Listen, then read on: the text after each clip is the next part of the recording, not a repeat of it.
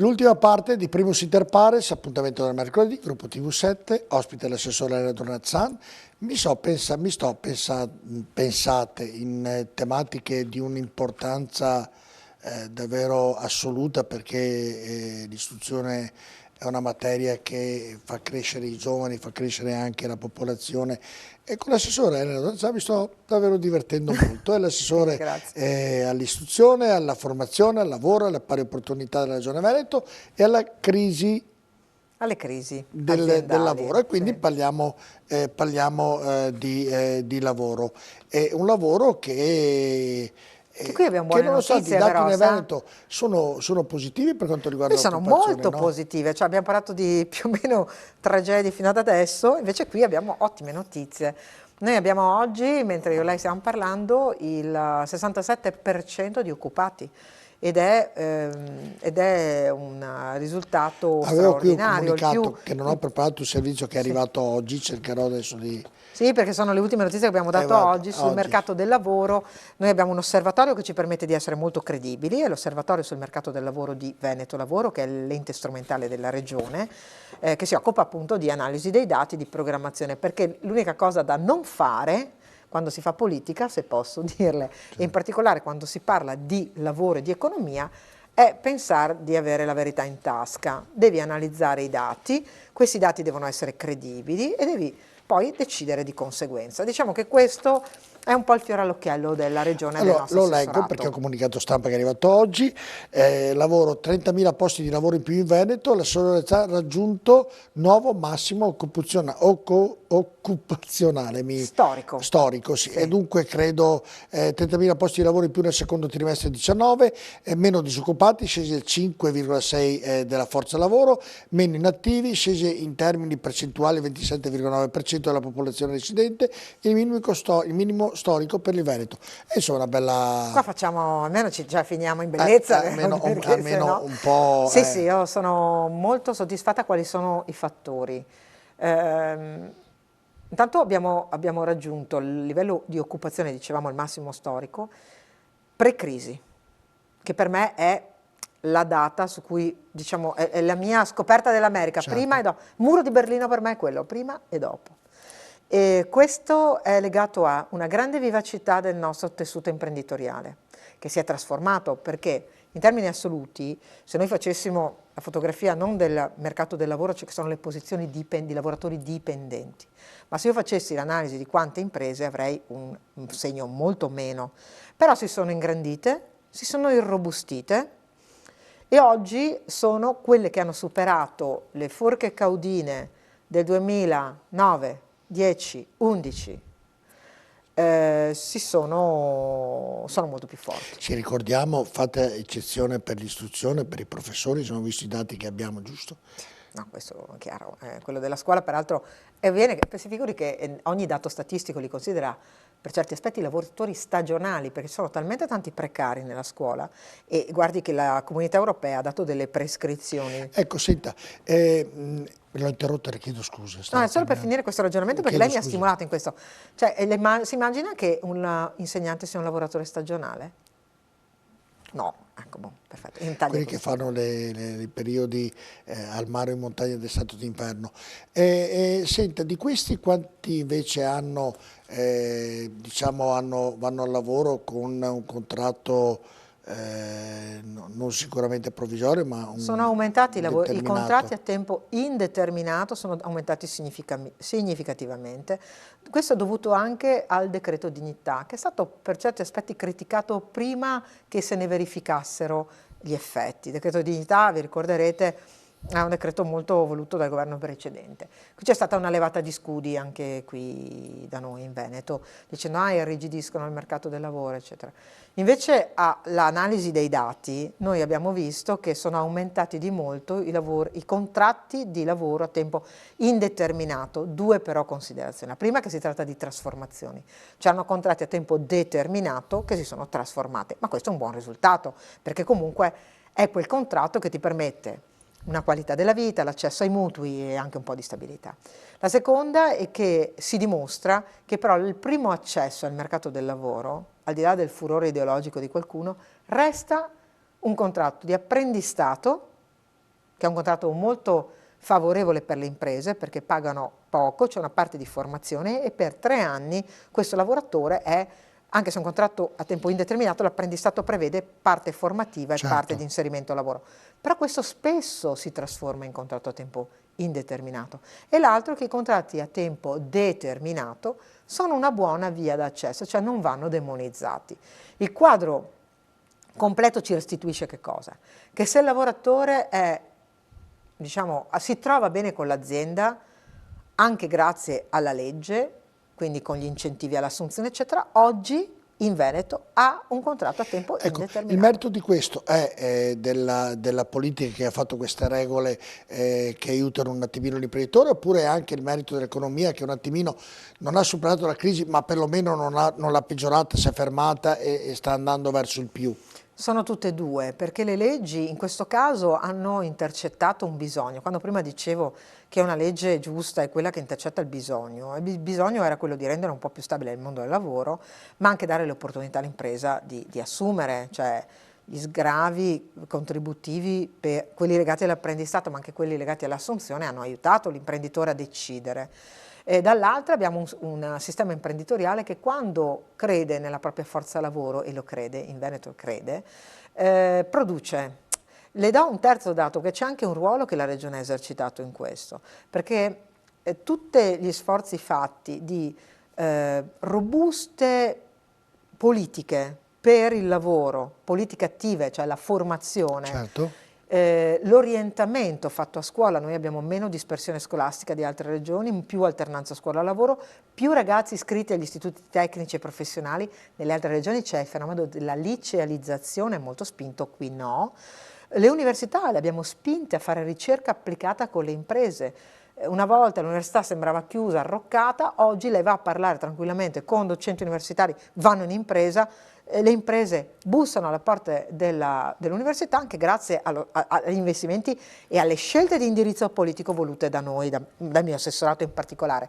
Quindi è anche dimostrato che questo buon rapporto, cioè una sana impresa, dall'altra buone regole sul mercato del lavoro, sono state molto intermediate dalle politiche regionali. Ecco, nella conclusione di questo ragionamento noi abbiamo fatto dei servizi, assessore, per esempio molte aziende hanno lasciato casa dei dipendenti, ovviamente sono venuti qui e abbiamo fatto dei servizi per i nostri telegiornali e ti accorgi che certe aziende licenziano dei dipendenti 50-60, poi vai nella periferia, nella provincia di Padova, dove Padova ha quasi 1 milione di abitanti, la provincia ne ha tantissimi, cercano del personale e non lo trovano. C'è una incoerenza in questa cosa e non riesco.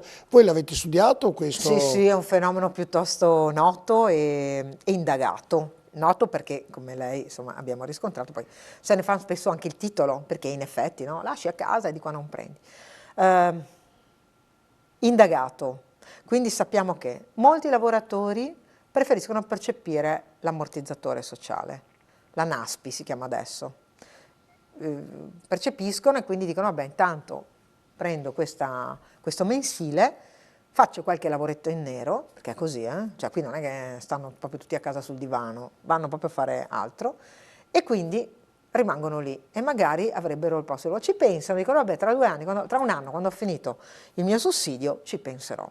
Intanto dico a tutti i lavoratori che ci guardano, che magari fanno così, attenzione perché più si sta fuori dal mercato del lavoro, più è probabile che si resti fuori dal mercato del lavoro e poi vai a infoltire le fila di quelli che io ho nei miei centri per l'impiego e che hanno 45-50 anni, magari non hanno mai fatto aggiornamento professionale, non hanno fatto formazione e sono fuori.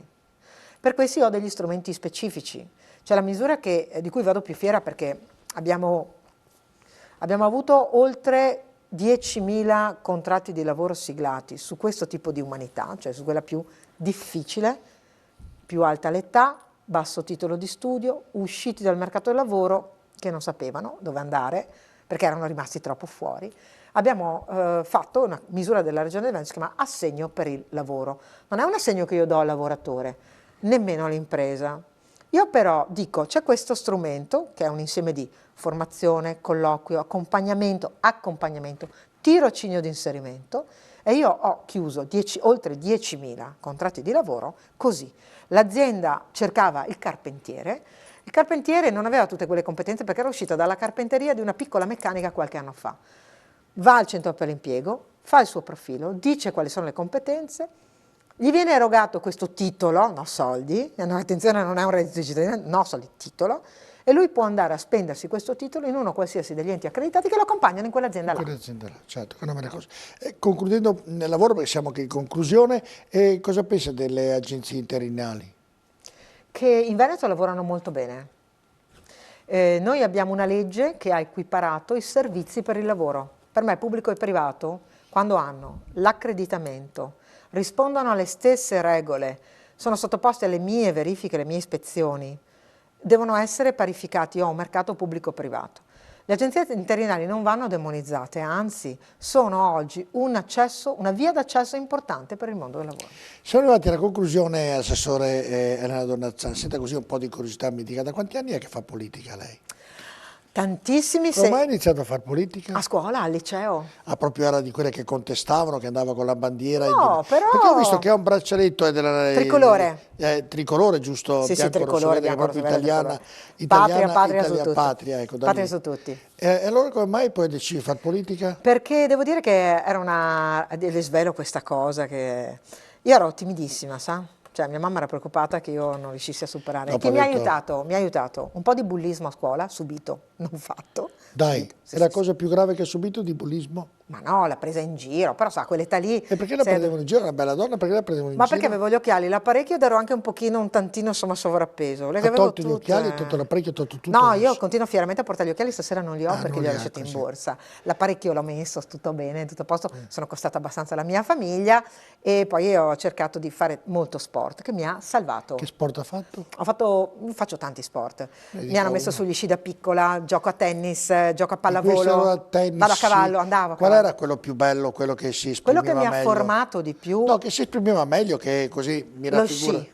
Dai. Ma sì, a 5 anni mi hanno messo... Sci uniti oppure... No, sci vado giù bene. Sì. Mio papà era istruttore nell'esercito alla scuola militare Pino di Aosta. Ma va ancora a sciare? Sì, è la mia passione.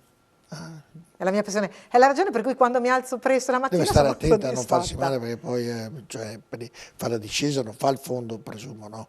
Faccio discesa e da poco faccio anche fondo perché mia sorella che non fa discesa un po' di fondo lo fa con me. E un po' di fondo. Senta, l'occupazione della politica quanto porta via nella sua vita privata?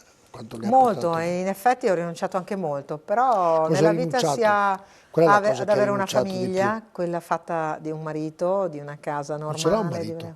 No, ho un fidanzato lungo, nel senso che è un lungo fidanzamento. Cioè, però ho un fidanzamento lungo. Vabbè, ma se convive è come essere sposati. No, non convivo. Ah no, è proprio sarei una seria, sa? Fidanzamento. Cioè di quelle che quando mette l'anello al dito, casa, famiglia. E ha intenzione di sposarsi o no? Spero di sì.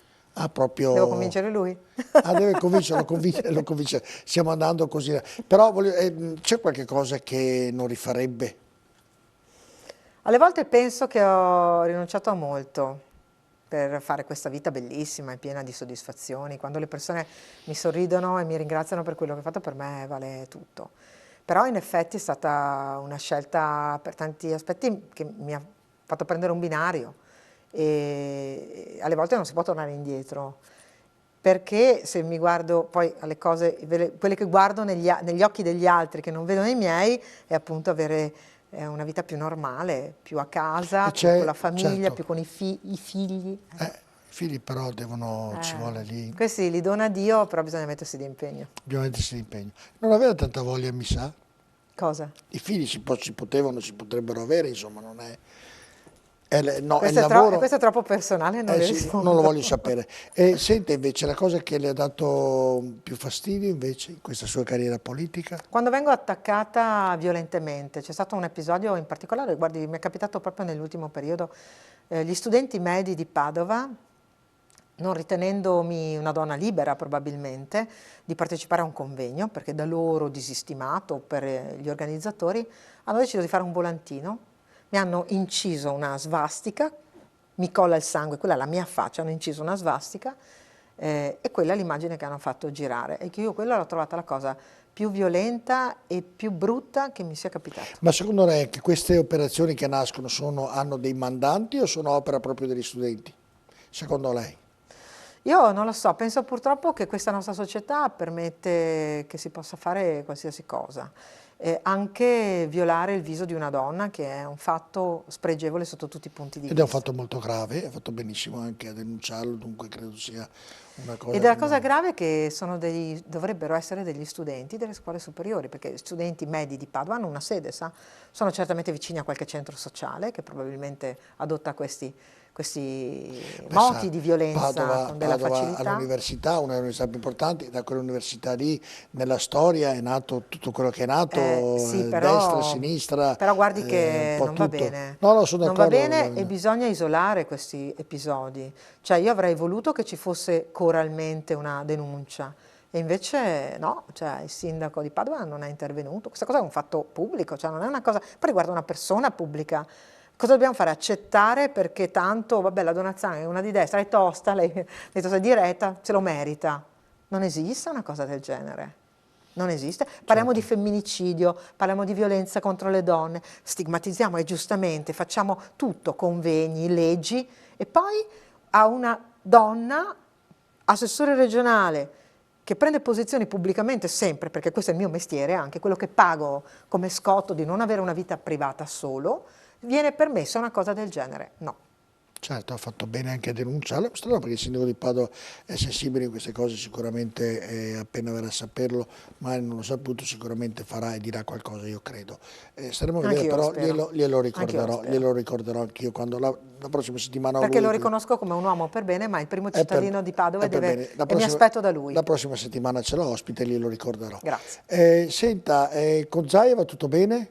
D'amore e d'accordo. D'amore d'accordo, ho fatto questa è la mia domanda più banale No, che però potevo posso dirle fare. una Mi cosa, dica. è una persona con cui si lavora veramente molto bene perché è molto serio, perché studia, guardi che non è scontato in politica, alle volte si prendono piccole Certo. cose, magari si è bravi a parlare, magari lui è uno che studia, che affronta gli argomenti con grandissima serietà, che ha una grandissima capacità empatica, cioè sente quello che la sua gente chiede.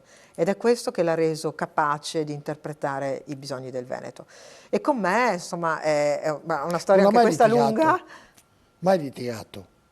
No, col Presidente Nel lavoro, insomma, nel Zaia... rapporto di lavoro, No, perché ovviamente. lui io ho sempre argomentato le mie posizioni, e lui le sue.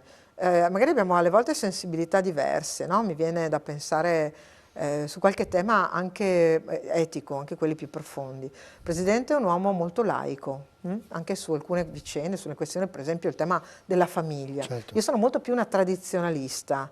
Ecco, ci siamo confrontati, ma nel rispetto reciproco. Come giusto sia. Come giusto che sia. L'ultimissima, da grande cosa vorrà fare?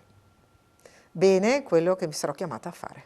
Grazie, assessore, non le dico tutte le No, va bene così. Grazie, assessore. Grazie a lei, è stata veramente una conversazione molto piacevole. Anche da parte nostra, io invece ringrazio i nostri telespettatori e do appuntamento alla settimana prossima con un'altra puntata di Primus Inter Pares. Buonanotte.